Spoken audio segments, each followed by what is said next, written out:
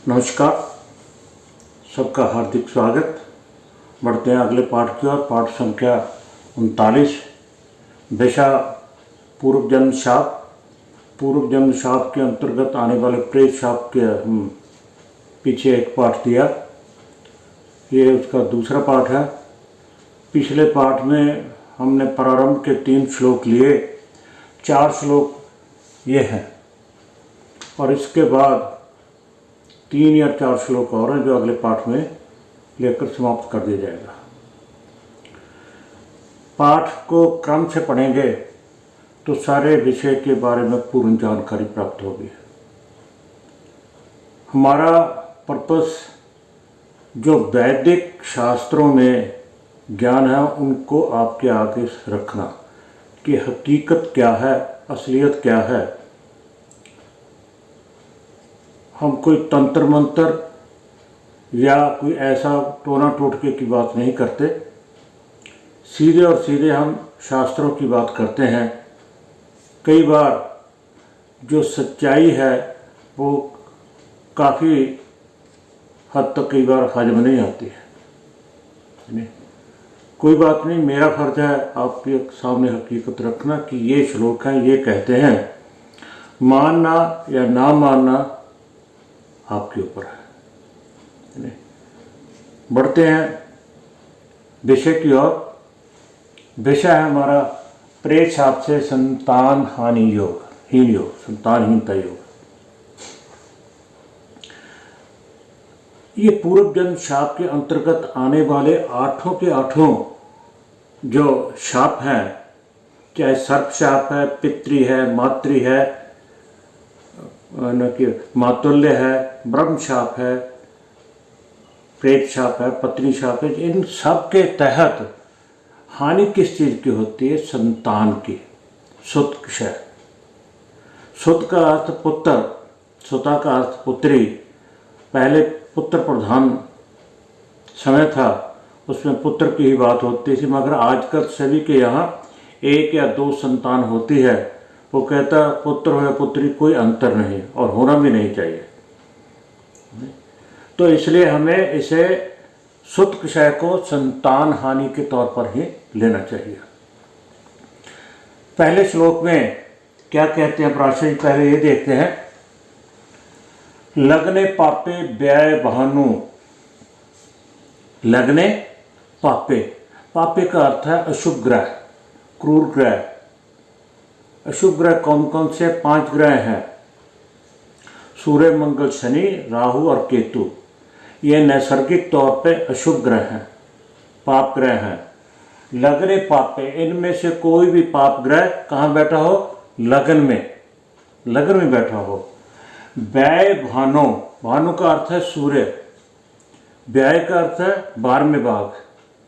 12वें भाव में, द्वादश भाव में सूर्य हो, लगन में कोई भी अशुभ ग्रह हो।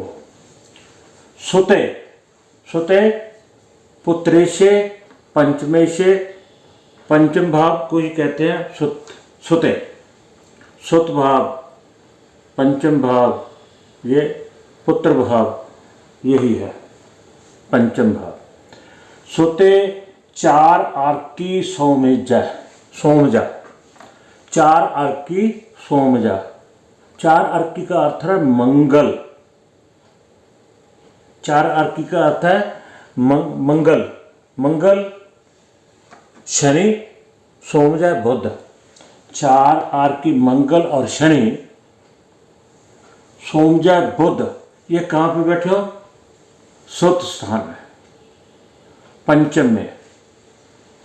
पुत्रेशे रंध्र भावस्थे, और पंचम में तो 3 बैठे हो। और पंचम का स्वामी कहाँ हो? अष्टम में हो। पंचम का स्वामी अष्टम में हो। अगर ऐसा दिखाई पड़ता है प्रेत शापात सुत क्षय, तो ऐसा होने पर प्रेत शाप योग बनता है और उससे सिर्फ और सिर्फ संतान की हानि होती है। संतान होने से पहले नुकसान हो जाए, क्षय हो जाए, होकर हो जाए, हो ना हो तो ये प्रेत शपात के योग की बात है। लग्ने पापे, यहां ये लग्न, यहां में अशुभ ग्रह हो, व्यय भानु यहां पे सूर्य हो, सुते 4 आर्क की सोमजा, 4 आर्क की का अर्थ है मंगल और शनि, मंगल शनि और बुध किसमें हो, पंचम में। पुत्रे से रांद्री भाव, और यहां का स्वामी कहां हो, यहां पे हो।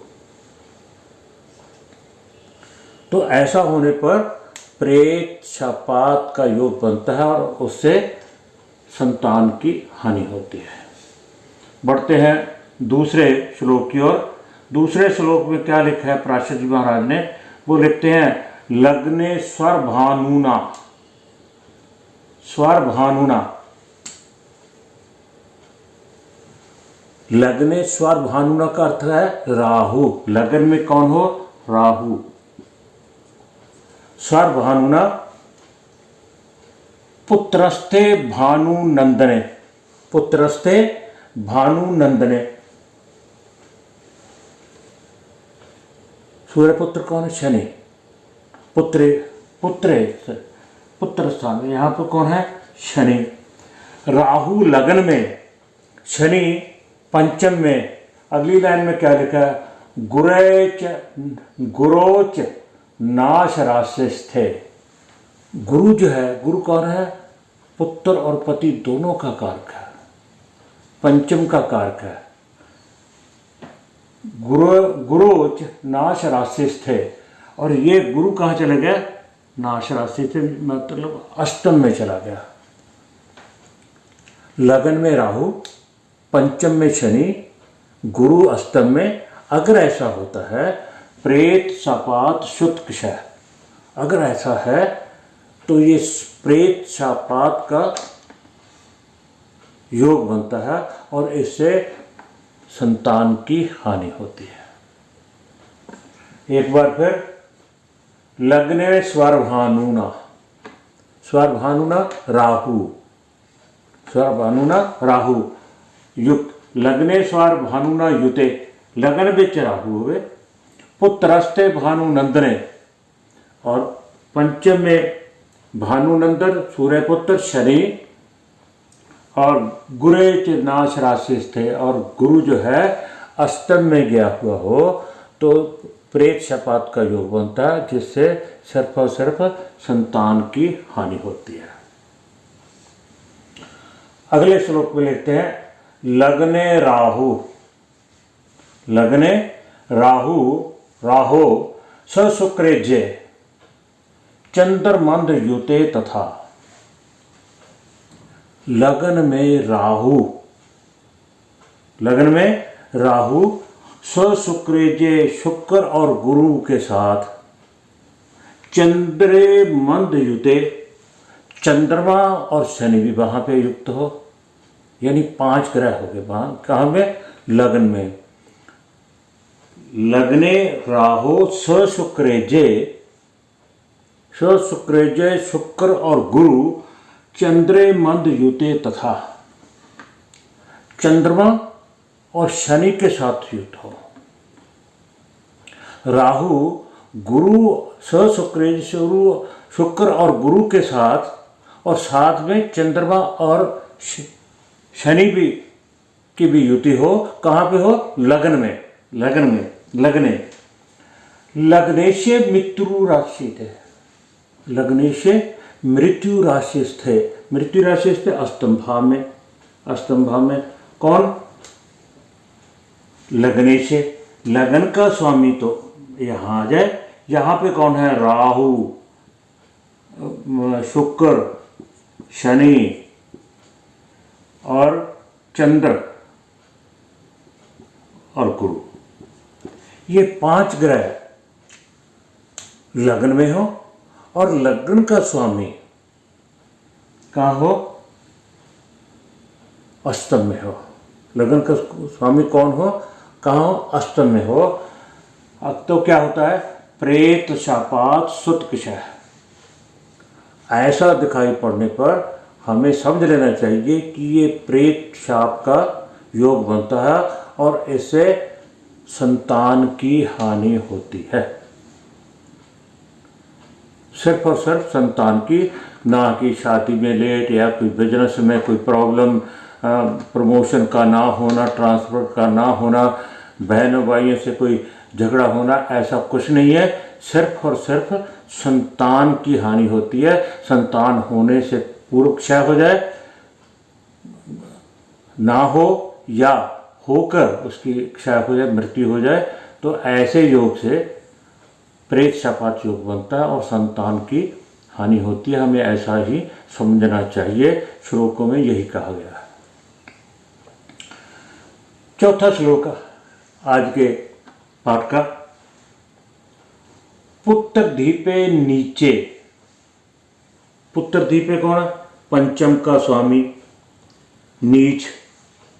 पुत्र धीपे नीचे, पुत्र स्थान का स्वामी नीच का हो, यानी कोई भी राशि हो, मेष से लेकर मीन तक कोई भी राशि हो, उसका जो स्वामी होगा, उस राशि का स्वामी जो होगा, वो कहाँ बैठा हो? अपनी नीच राशि में बैठा हो। यहाँ अगर मेष राशि है तो मंगल कहाँ होगा? मकर राशि में। वृष है शुक्र कहाँ होगा? कन्या राशि में। तो कोई भी हो, सूर्य है सिंह राशि है तो सूर्य किस में होगा? तुला राशि में। चंद्रमा है, चंद्रमा किस राशि में होगा? वृश्चिक राशि में। यानी कोई भी इसका स्वामी हो वो कहाँ पे बैठा हो? अपनी नीच राशि में बैठा हो, अपने कारके नाश राशि के। और यहाँ का जो कारक है वो गुरु है, वो भी अपनी नीच राशि में हो, वो भी अपनी नीच राशि में गया हुआ हो। नीचस्थ ग्रह दृष्टे, और उसको